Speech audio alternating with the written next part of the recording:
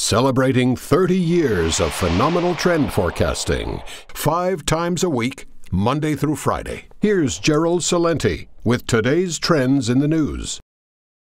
Hi, this is Gerald Celente. It's Thursday, March 8th, 2018. And here are some of today's trends in the news on the market front. In Asia, up. Europe, up. U.S., up. Not a lot, but up. Oil down, gold down. Cryptocurrencies, Bitcoin among them, down, down, down. So, what's going on? Well, on the market front, hey, that Trump backtracked. Yeah, just like Obama, folks. Remember he said he was going to put those tariffs, 10%, 25%. Yep. Now, well, Canada and Mexico, you don't have to pay them right away. We'll see. We're going to hit everybody else. So he backtracked at the last moment. That pushed stocks back up. And also in the news is Cigna announces it plans to buy Express Scripts for $67 billion in cash stock deal. So, we know what's driving up the markets. Cheap money. End of story. Mergers and acquisitions, stock buybacks. AXA snaps up XL Group for $15.3 billion as insurance M&A deals gather pace. Gather pace. Mergers and acquisitions. The rich get richer, the big get bigger, the rest of us get poorer. And that's the way it is in Slavelandia, in a country near you. Oil closed lower because of the same old thing. Supply building, not enough demand. Again, we're in the realm that we said we're in, 60 to 70 bucks a barrel.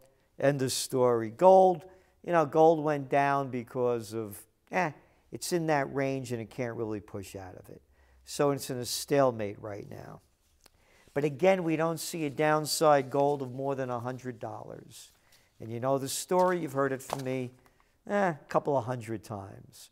Gold has to break over $13.85 to get to that $14.50 an ounce mark.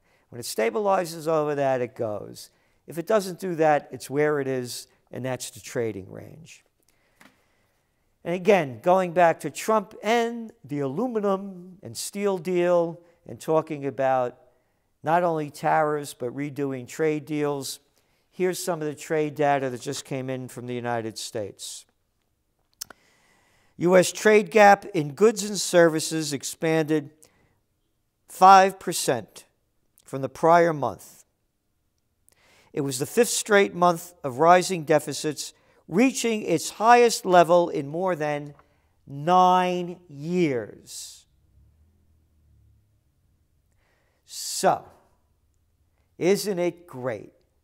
If you are in business and you're spending more than you're making, how would that fit as a business strategy?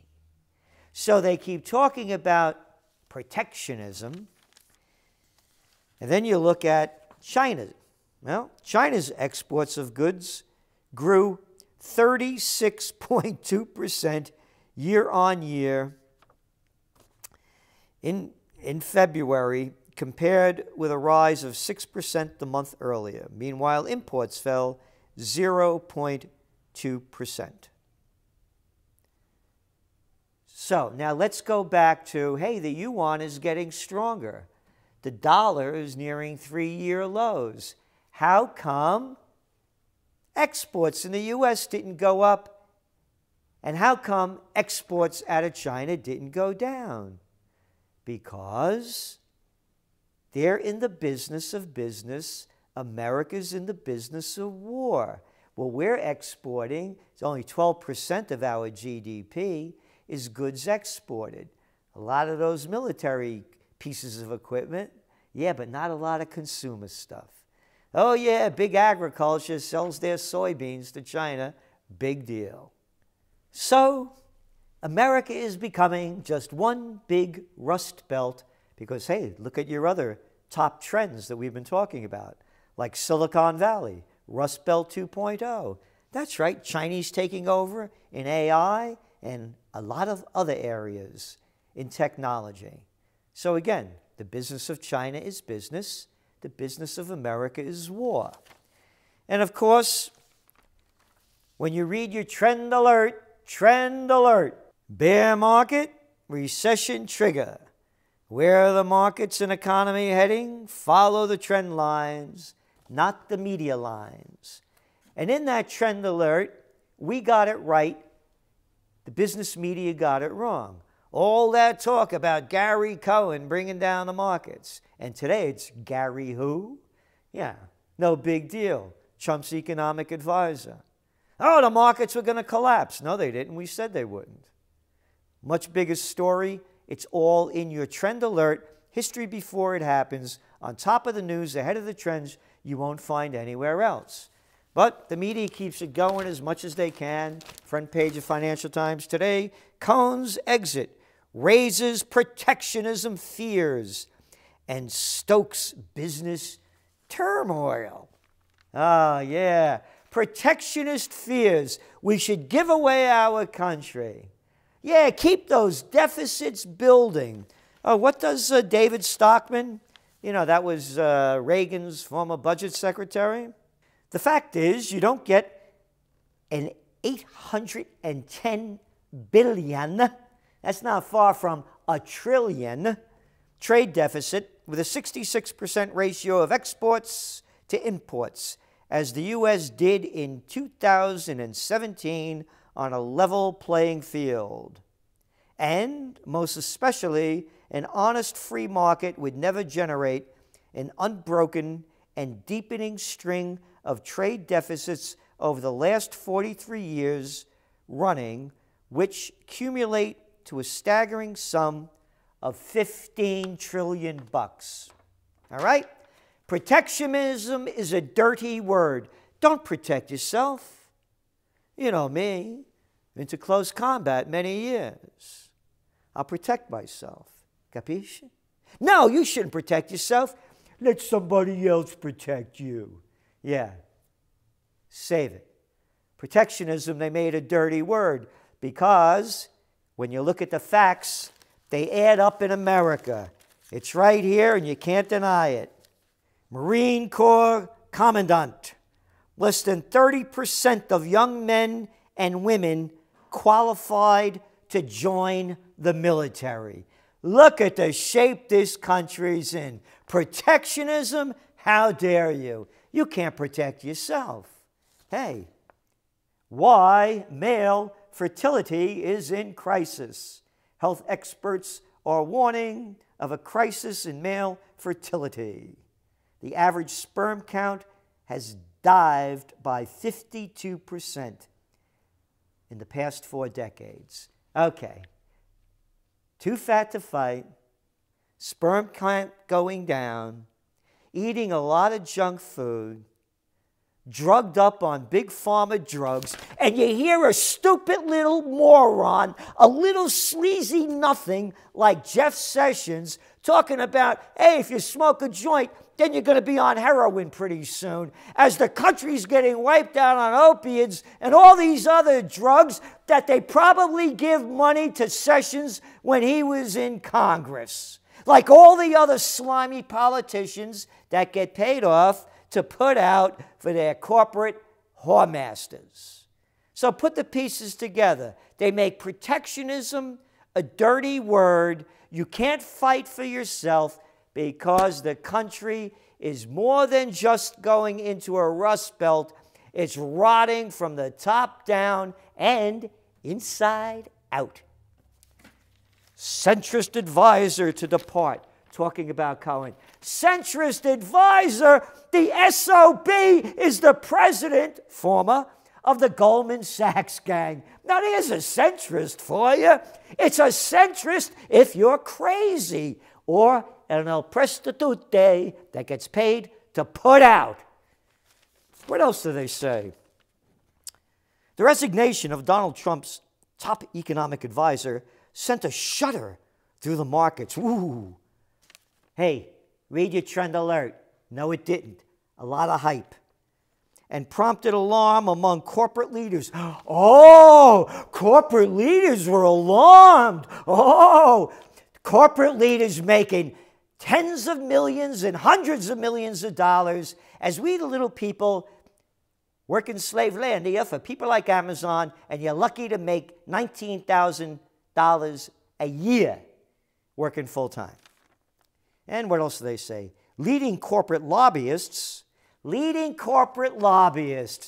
guys that are front men for the corporations that pay the slimy little low-life Democrats and Republicans or jerks in a country near you off so they get what they want. Lobbyists. Let's change the word, man. How about front men?